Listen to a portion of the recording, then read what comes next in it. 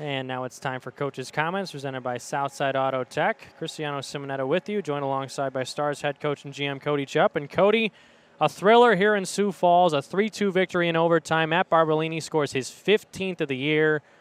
You guys were down 2-0 in this game. What was the message going into the third period? Down 2 goals. You had a power play trickling into the third. You didn't score on that, but you get a chance later with the man advantage. Yeah, our message was that we've been here before, and it was a little bit of us against the world mentality. And, I really liked our effort level, and it was just the finer details in the third period that were the big difference. And, that net front goal that we scored with Brock Bremer's a really telling change in those small details. All of a sudden we get a guy true net front. He's able to find a rebound and put it in the back of the net, and it's huge for us. So, power play, a little adjustment, huge credit to those guys in executing. And then, in overtime, it was gutsy, and that's what it takes in overtime. It takes a little bit of luck and some special speed and a great shot. So let's talk about that goal scored by Matt Barbolini. You guys 2-3 in overtime heading into tonight's affair with Sioux Falls. The Stampede have played in 9 overtime games before this one, so this is their 10th. You come away with that chance for Barbs. And I think the entire arena could sense as soon as he picks up the puck at his own line and he beats that defender, he had some space and he picked a corner and got your team the extra point. Yeah, the first split second that he got it was a near open ice, high-speed collision.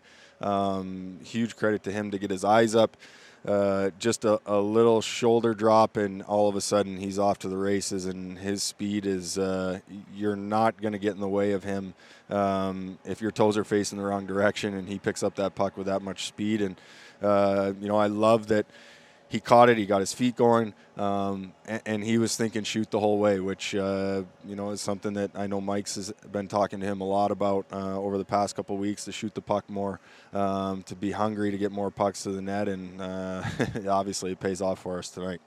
Jake Musatelli, his 3rd straight start, allowing 2 or less goals. He makes 29 out of 31, and really in that middle period when you guys are being hemmed in by Sioux Falls and you could sense that they were going to get some momentum, they get a couple of goals. But it was Moose again, just staying with it and sticking to the program when you guys were a little late to come up with the offense, but better late than never, right? Moose with another solid performance tonight. Yeah, he was good, and he rebounded really well from that first one. And the first one was a little bit unique, where it's kind of a cross and drop play where the puck stops, and then a late guy picks it up, takes a couple strides, and then all of a sudden that angle changes really quickly. The kid made a good shot, but obviously that short side one is one that Moose would like back.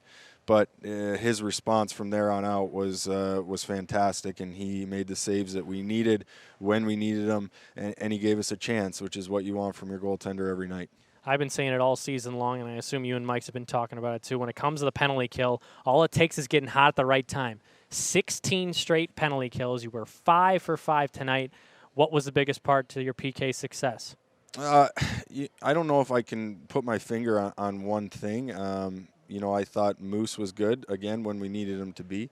I thought we got a couple key blocks when we needed them, a couple really good clears when we needed them, and our pressure up the ice caused some havoc at times for him. So when things are going well, it's easier to buy in, and what the PK is all buy-in, and you have to be willing to sacrifice for the guys on the bench, for the guys around you on the ice, for your goaltender standing in the net. And if you're willing to do that, which is easier when things are going your way, but if you're willing to do that, your PK is going to have success, because there's going to be a breakdown. There's going to be, a time where you have to lay your body on the line to block a shot, and that's what we're doing right now. So that buy-in level is to me the big difference. And that's not to say we weren't bought in, but now the momentum's starting to go. We're starting to build our 5-on-5 game from that momentum that we're getting on our penalty kill, and we saw it again tonight, a couple huge kills when we needed them.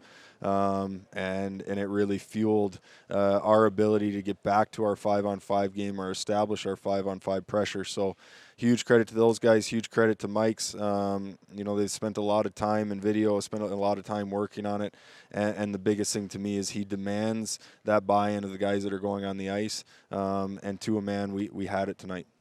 3 straight wins for your team. You'll be looking for number 4 tomorrow as you take on the Stampede at 7:05 p.m. Central Time. How do you establish the foundation to look for that 4th straight win? Yeah, I mean, I think the tough part is this was an emotional one, and it's great because it went our way. But we have to remain focused on the job at hand. We get to enjoy it in the locker room right now. Then we get a good meal in us, lots of hydration and good sleep. And we get ourselves ready to go tomorrow. And for us, it's about showing up where we left off today and making sure that we're on our toes when we start, because they're going to come with a push. This is a tough building to come into and get off to a really good start. They're fueled by their fans. They're traditionally a fast-starting team. And that transition game is going to be really important to us. If we turn it into a track meet, that doesn't really play into our favor. What we have to be is what we've talked about all year long. We have to be hard, simple in our own end, efficient and clean through the neutral zone, and then we get to establish that offensive zone play where we can really possess pucks. And that's an area tomorrow that I think we can improve on, forcing them to play down below the top of the circles in their own end, funneling more pucks to the net, and having that true net front that refuses to be denied there. Thanks so much for doing this, Cody. That was Coach's Comments presented by Southside Auto Tech. Stars win in overtime. Matt Barbolini, his 15th of the year, serves as the game winner in the extra frame. Stars will take on the Stampede once again tomorrow night in this building, the Denny Sanford Premier Center, 7:05 p.m. Central Time, as the Stars look for their 4th straight.